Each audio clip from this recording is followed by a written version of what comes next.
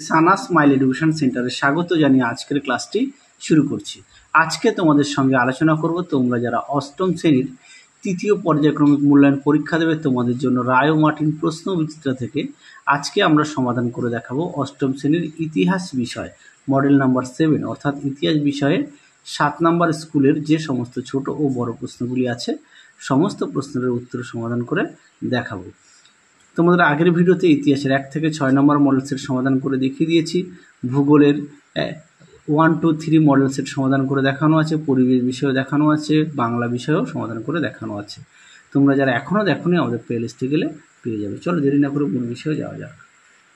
প্রথম কি আছে দেখো, একের সঠিক উত্তরটি অর্থাৎ ঠিক উত্তরটি বেছে নাও। এক দাগে আছে ইন্ডিয়ান পেনাল কোড কার আমলে রচিত হয়, এটাও সঠিক উত্তর হবে উইলিয়াম বেন্টিং, অপশান এ। 2 দাগ দেখো কলকাতা মাদ্রাসা প্রতিষ্ঠিত হয়, সঠিক উত্তর হবে 1781 খ্রিস্টাব্দে। 3 দাগ দেখো অসামরিক শাসন ব্যবস্থার ক্ষেত্রে ঔপনিবেশিক শাসকের প্রধান হাতিয়ার ছিল, সঠিক উত্তর হবে আমলাতন্ত্র, অপশন বি। 4 দাগ দেখো জ্যোতিরাও ফুলে নিচু তলার মানুষের অধিকার প্রতিষ্ঠার জন্য স্থাপন করেন, সঠিক উত্তরটি হবে সত্যশোধক সমাজ। 5 দাগ দেখো শুদ্ধি প্রথার প্রবর্তক ছিলেন, সঠিক উত্তরটি হবে স্বামী দয়ানন্দ সরস্বতী, অপশান বি। 6 দাগ দেখো ওয়াহাবি শব্দের অর্থ হলো, সঠিক উত্তর হবে নবজাগরণ, অপশান ডি। পরবর্তী দেখো লোকমান্য রূপে পরিচিত ছিলেন, সঠিক উত্তরটি হবে বাল গঙ্গাধর তিলক, অপশান ডি। পরবর্তী প্রশ্ন দেখো 8 দাগের PN ঠাকুরের ছদ্ম নাম গ্রহণ করেন, সঠিক উত্তর হবে রাসবিহারী বসু, অপশান এ। 9 দাগ দেখো গান্ধীজি ভারতের প্রথম সত্যাগ্রহ পরিচালনা করেন, সঠিক উত্তর হবে বিহারের চম্পারণে, অপশান বি। পরবর্তী দেখো 10 দাগের ত্রিপুরী কংগ্রেসের সুভাষচন্দ্রের প্রতিদ্বন্দ্বী ছিলেন, সঠিক উত্তরটি হবে পট্টভী সীতারামাইয়া, অপশান সি। পরবর্তী দেখো 11 দাগের প্রত্যক্ষ সংগ্রামের সময় বাংলার প্রধানমন্ত্রী ছিলেন, সঠিক উত্তরটি হবে সুরাবর্দী, অপশান এ। 12 দাগ দেখো প্রত্যক্ষ সংগ্রামের ডাক দেন, সঠিক উত্তর হবে মোহাম্মদ আলী জিন্নাহ। পরবর্তী দেখো 13 দাগ রাজ্যসভার সভাপতিত্ব করেন, এটা উত্তর হবে উপরাষ্ট্রপতি, অপশান বি। পরবর্তী প্রশ্ন দেখো 14 দাগের গণপরিষদের প্রথম সভাপতি করেন ডক্টর রাজেন্দ্র প্রসাদ। পরবর্তী দেখো ঠিক না ভুল, আচ্ছা মুখ্যমন্ত্রীকে নিয়োগ করেন রাষ্ট্রপতি, এটা ভুল। পরবর্তী দেখো শূন্যস্থান পূরণ কী আছে, জাতীয় কংগ্রেসের প্রতিষ্ঠার সময় ভারতের বড়লাট ছিলেন লর্ড ডাফরিন। পরবর্তী দেখো 3 দাগ বিমানন, এটা হবে রামতনু লাহিড়ী। পরবর্তী দেখো কয়স্তম্ভের সঙ্গে ক্ষয়স্তম্ভ মেলাও, দেখে নাও। প্রথমে আছে কি খিলাফত আন্দোলনের নেতা, এটা হবে সি শওকত আলী। পরটা হবে তুরস্কের জাতীয়তাবাদী নেতা, এটা হবে ই মুস্তাফা কামাল পাশা। পরবর্তী হবে দেখো সি স্বরাজ্য দলের নেতা, এটা হবে চিত্তরঞ্জন দাস। পরটা হবে খুদাই খিদমতগার, এটা হবে বি খান আব্দুল গফফর খান। পরবর্তী হবে ই মুসলিম লীগের নেতা, এটা হবে ডি মোহাম্মদ আলী জিন্নাহ। পরবর্তী প্রশ্নগুলো দেখো কি আছে। 5 দাগ দ্বিতীয় গোলটেবিল বৈঠকে কোন মহিলা প্রতিনিধি কংগ্রেসের পক্ষে যোগ দিয়েছিলেন, এটা উত্তর হবে সরোজিনী নাইডু। 6 দাগ দেখো আজাদ হিন্দ ফৌজের প্রধান সেনাপতি কে ছিলেন, এটা উত্তর হবে নেতাজি সুভাষচন্দ্র বসু। 7 দাগ দেখো রাজ্যসভার সদস্যদের মেয়াদ 6 বছর। তারপরে দেখো বিমানন শব্দটি, এর মধ্যে হবে সর্বপল্লী রাধাকৃষ্ণন। তারপরে দেখো ঠিক না ভুল লেখো, এটা হচ্ছে ওয়াবল পরিকল্পনা অনুযায়ী ভারত ভাগ হয়েছিল, এটা উত্তর হবে ভুল। 10 দাগ দেখো কাকে সংবিধানের বিবেক বলা হয়, এটা উত্তর হবে ভারতীয় সংবিধানের প্রস্তাবনাকে। পরবর্তী প্রশ্নগুলো দেখো 3 দাগের কি আছে। 1 দাগ কে কবে ক্যালকাটা স্কুল বুক সোসাইটি প্রতিষ্ঠা করেন, এটা উত্তর হবে 1817 সালে ডেভিড হেয়ার। পরেরটা দেখো 2 দাগের কি আছে মেকলে মিনিট কি, চলো প্রশ্নের উত্তরটা দেখো, দেখে নাও প্রশ্নের উত্তরটি, এখান থেকে তোমরা এই অবধি লিখবে।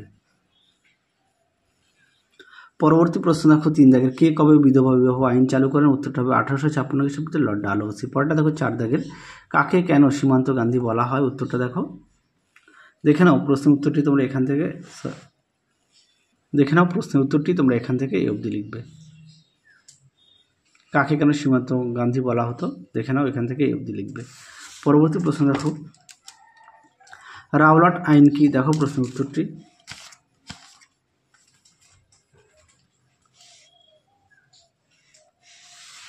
দেখে নাও প্রশ্ন উত্তরটি। রাওলাট আইন বলতে কি বোঝো? দেখে নাও উত্তরটি তোমরা এখান থেকে এই অবধি লিখবে। পরবর্তী প্রশ্ন দেখো কি আছে 6 দাগের, স্বরাজ্যপন্থী কাদের বলা হয়? উত্তরটা দেখো। দেখে নাও স্বরাজ্যপন্থী কাদের বলা হতো, এখান থেকে উত্তরটি তোমরা এই পর্যন্ত লিখবে, এই পর্যন্ত। পেজ নম্বরটাও দেখে নাও 253। পরবর্তী প্রশ্ন দেখো, পরবর্তী দেখো 7 দাগের র্যাডক্লিফ লাইন কি? উত্তরটা দেখো। দেখে নাও প্রশ্নটি, উত্তরটি তোমরা এখান থেকে এই পর্যন্ত লিখবে, র্যাডক্লিফ লাইন। পরবর্তী প্রশ্ন দেখো, দেখে নাও সংবিধান কাকে বলে? তারপরে দেখো ভারতের সংবিধান ধর্মনিরপেক্ষ শব্দটির তাৎপর্য কি? দুটি প্রশ্নের উত্তরই দেখায়। দেখে নাও সংবিধান কাকে বলে, উত্তরটি এখান থেকে এই পর্যন্ত লিখবে। তারপর দেখো ভারতকে ধর্মনিরপেক্ষ রাষ্ট্র বলা হচ্ছে কেন? উত্তরটি এখান থেকে এই পর্যন্ত লিখবে। পরবর্তী প্রশ্ন দেখো 4 দাগের প্রশ্নগুলো দেখো, একের কি আছে? টিকা লেখো, মুন্ডা উলগুলান। দেখো উত্তরটি, দেখে নাও প্রশ্ন উত্তরটি তোমরা এখান থেকে লিখবে। দেখে নাও সুন্দর করে পয়েন্ট দেওয়া আছে।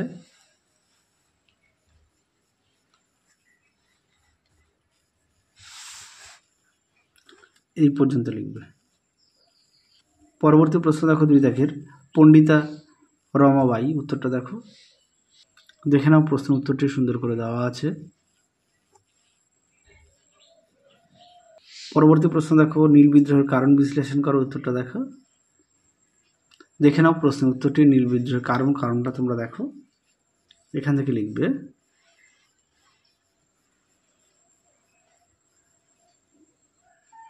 এই পর্যন্ত লিখবে কারণ। পরবর্তী প্রশ্ন দেখো 4 দাগ, কংগ্রেস নরমপন্থী ও চরমপন্থীর মধ্যে পার্থক্যগুলি ব্যাখ্যা করো। দেখে নাও প্রশ্নের উত্তরটি। তোমরা এই প্রশ্ন উত্তরটা তোমরা পাঠ্য বই থেকে আরেকটু পড়ে নেবে, আরেকটু লিখতে হবে, হ্যাঁ, আরও একটু এর সঙ্গে যোগ করবে। পরবর্তী প্রশ্ন দেখো 5 দাগ, মুসলিম লীগের লাহোর অধিবেশনের তাৎপর্য বিশ্লেষণ করো। উত্তরটা দেখো। তোমরা প্রশ্নের উত্তরটা এখান থেকে এই পর্যন্ত লিখবে। পরবর্তী প্রশ্ন দেখো 6 দাগ। আচ্ছা 6 দাগের প্রশ্নের উত্তরটা তোমরা একটু দেখে নিও, পেজ নম্বর দেওয়া আছে। পরটা দেখো, টিকা লেখো, ভারতীয় সংবিধানের প্রস্তাবনা। উত্তরটা দেখো।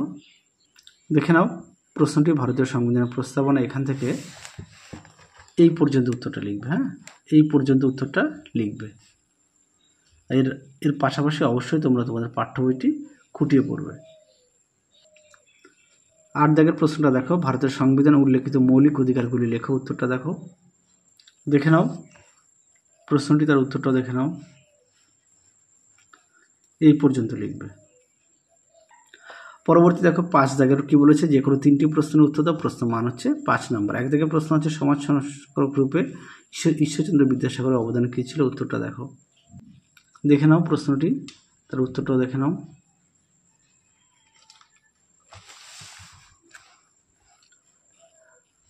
দেখে নাও সুন্দর করে দেখো, পয়েন্ট দেওয়া আছে, এই পর্যন্ত লিখবে। পরবর্তী প্রশ্ন দেখো 2 দাগ দেখো, ভারত সভা প্রতিষ্ঠার উদ্দেশ্য কী ছিল? এই সভা কোন কোন প্রধান বিষয়ে আন্দোলন করেছিল? উত্তরটা দেখো। উত্তরটা তোমরা এখান থেকে লিখবে। দেখে নাও, এই পর্যন্ত লিখবে উত্তর। পরবর্তী প্রশ্ন দেখো 3 দাগ, ভারতের মুক্তি সংগ্রামে আজাদ হিন্দ ফৌজের ভূমিকা কী ছিল? উত্তরটা দেখো। খুবই গুরুত্বপূর্ণ প্রশ্ন। দেখে নাও প্রশ্নটি, তার উত্তরটা দেখে নাও, এখান থেকে লিখবে উত্তর। দেখে নাও সুন্দর করে পয়েন্ট দিয়ে দেওয়া আছে, তোমরাও পয়েন্ট দিয়ে লিখবে, তাহলে নাম্বারটা ভালো পাবে।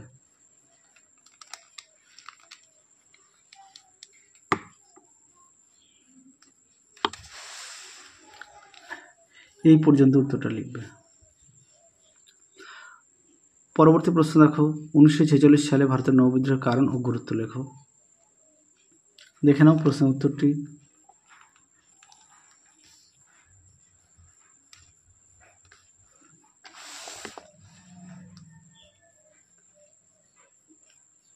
দেখে নাও নৌবিদ্রোহ গুরুত্ব,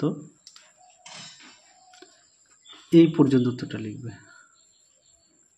পরবর্তী 5 দাগের প্রশ্নটা একটু দেখে নাও।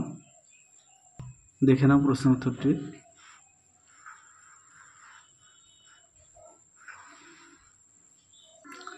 এই পর্যন্ত উত্তরটা লিখবে। তাহলে চলো আজকের মতো এখানেই সমাপ্ত করছি, আবার দেখা হবে খুব শীঘ্রই তোমাদের পরবর্তী ভিডিওতে। তোমরা সবাই সুস্থ থেকো, ভালো থেকো, আজকের মতো টাটা।